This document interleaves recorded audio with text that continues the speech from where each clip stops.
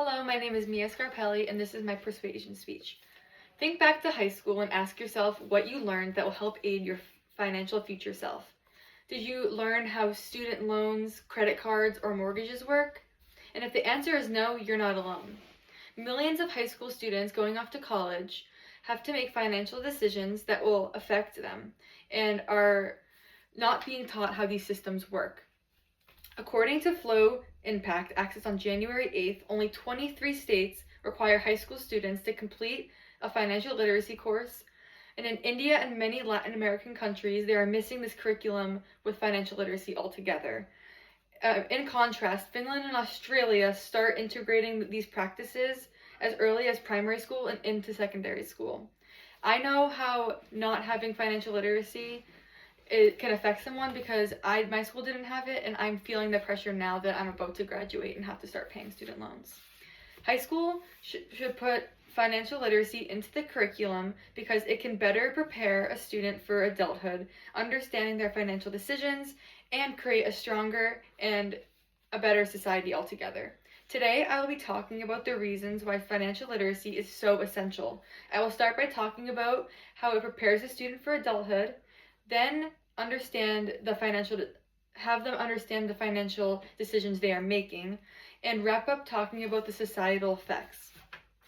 My first argument I'll be talking about is having financial literacy as part of the curriculum in high school. It will better prepare these students for their future.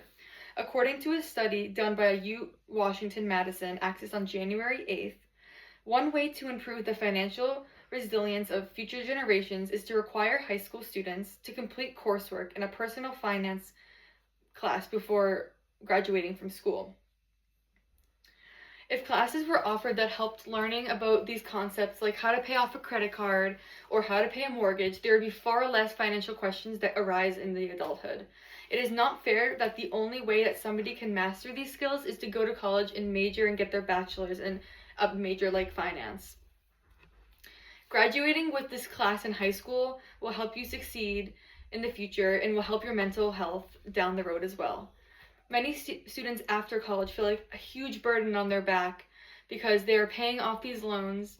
And to be honest, I'm starting to feel that because I'm about to graduate and I feel like I have to start paying already. We need to be able to have the resources that we can learn about to put the feeling of this stress and put it away because we don't need it over finance. And the first step is to be educated on the matter.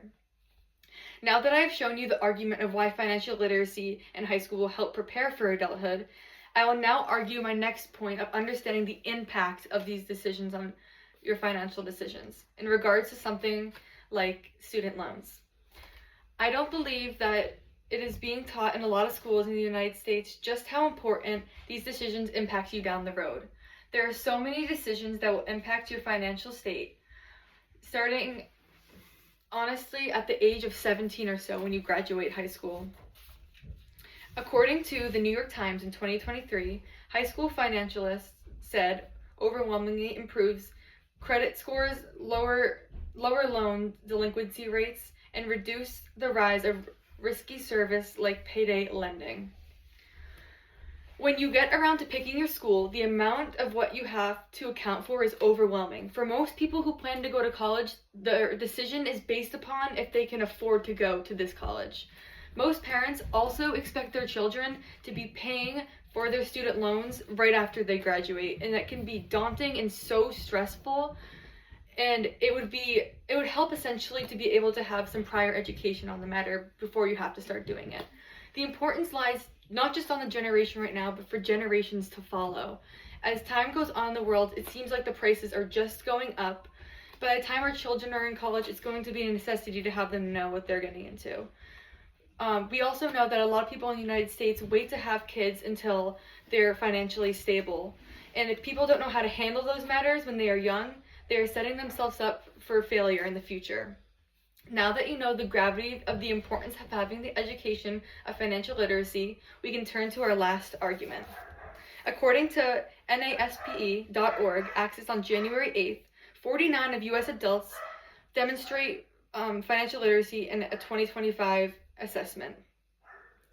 Those who scored poorly were twice as likely to be debt consumed, 3 times more likely to be financially fragile, 5 times more likely to lack or be unsure about retirement, 8 times more likely to spend 20 plus hours thinking about these finances.